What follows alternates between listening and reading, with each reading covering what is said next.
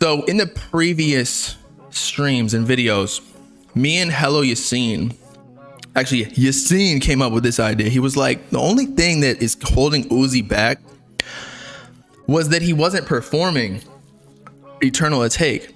Kind of like how nobody really fucked with Whole Lotta Red, as in the mainstream public, until he started doing his whole, like, he literally became the vampire, King Vamp, from the music.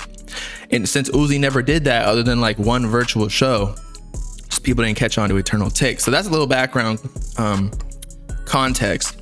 But if you've noticed, more recently, Uzi has been popping at his shows. There's a video of like some chick like literally fondling his junk, man.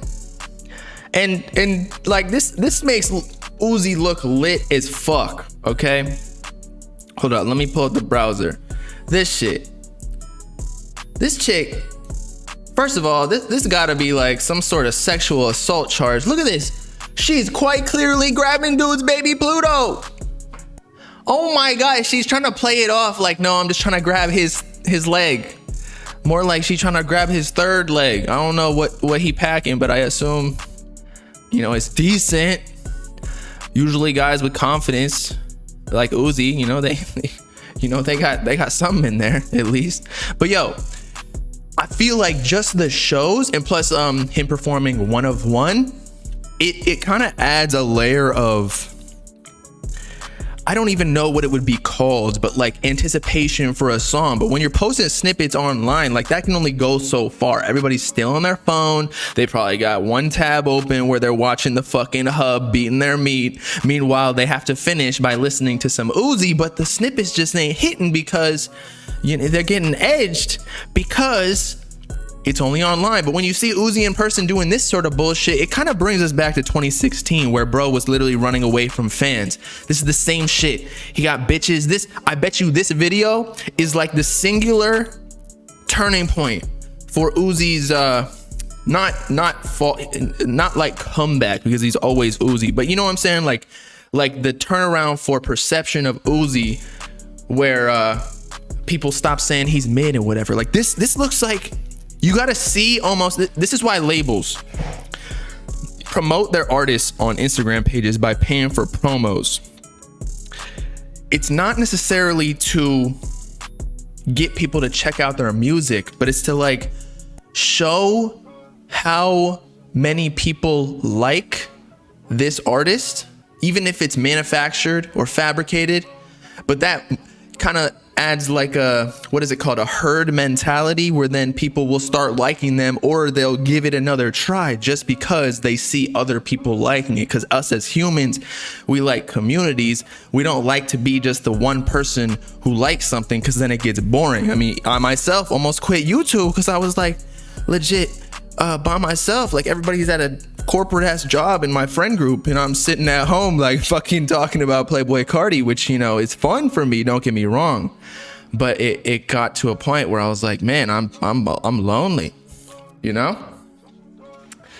All he was missing was the Taurus and the Iconic. Exactly. I mean, you're right, he is missing the beats, but the thing is, with Uzi's impact, I feel like if he just gets the hype back, no matter what, people are gonna be like, yo, this beat is so hard, even if he's on a fucking trash can ass beat, like the one that Autumn sent Playboy Cardi or whatever, as a joke. It's a joke, it's no diss.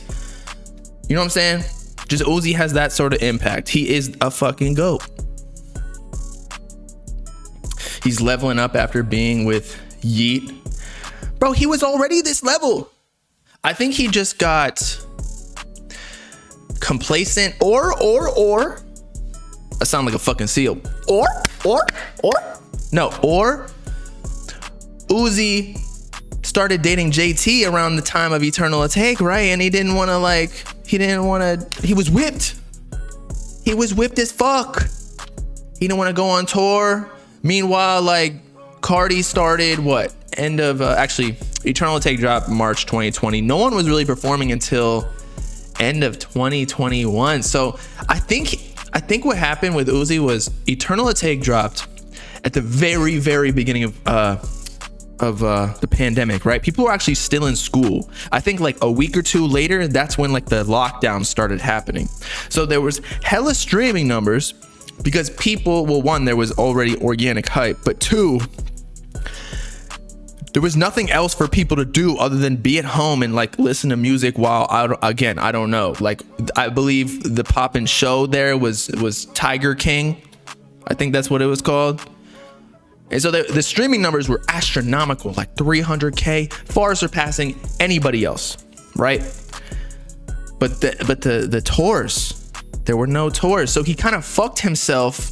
I know at first he might have thought that was a good idea, but no one could have ever foreseen the pandemic occurring. So he didn't fuck himself, or he did fuck himself, but just not knowingly.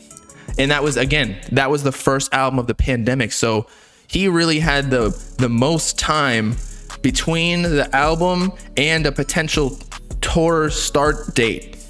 Whereas Cardi waited a little bit. Maybe Cardi knew this shit was happening. He's a vampire. He lives eternally. He's seen the Black Plague. He's seen the bubonic plague. I don't know if there are any other plagues, but he just knew that he's gonna drop it until, you know, this shit cools off a little bit. And what happened? I actually don't remember that when we opened back up, because I lived in Florida and Florida was open like legit the whole entire time. When did we open up?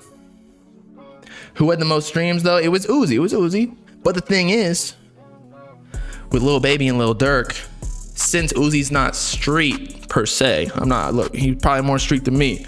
I'm just saying, like, the street music, like Uzi has a fan base that, you know, it got more like, let's say, suburban kids, which is not a diss. I'm from the suburbs.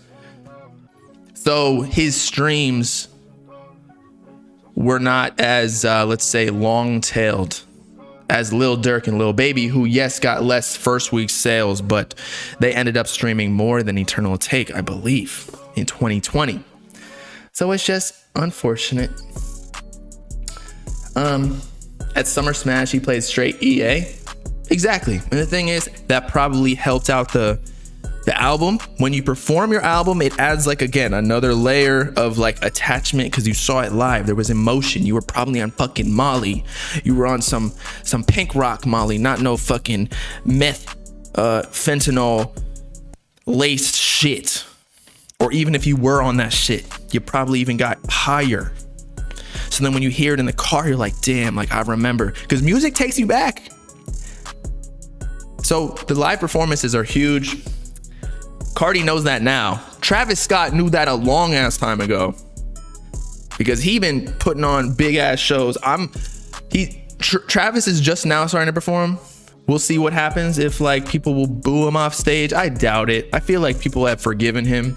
The only people who haven't forgiven Travis are just like the lames who, like, the social justice warriors who just want to blame somebody, even though, like, let's be real, it's not like Travis Scott, one person out of 100,000 people there, and he wasn't even a producer. He was really just the main headlining act, and he just was the main act, the reason people were there. But he doesn't control the security. He hires people to do that shit. Live Nation hires people to do that shit, so they're liable. Let's be real. Yeah, he's scared to perform in the US. You know why? Because the US is like the biggest bitch country of them all. We can't hold our shit together. We think that, like, everything's an argument. Whereas, you know, in Saudi Arabia or like other more controlling states, yes, like you may not have as much freedom, but because you don't have as much freedom, nobody's arguing on social media and like literally breaking up friendships just because of like political views. It's so stupid. But yeah, Travis the GOAT performer. I don't know, man. I like the way Uzi's been moving lately. This is the right shit he should be doing.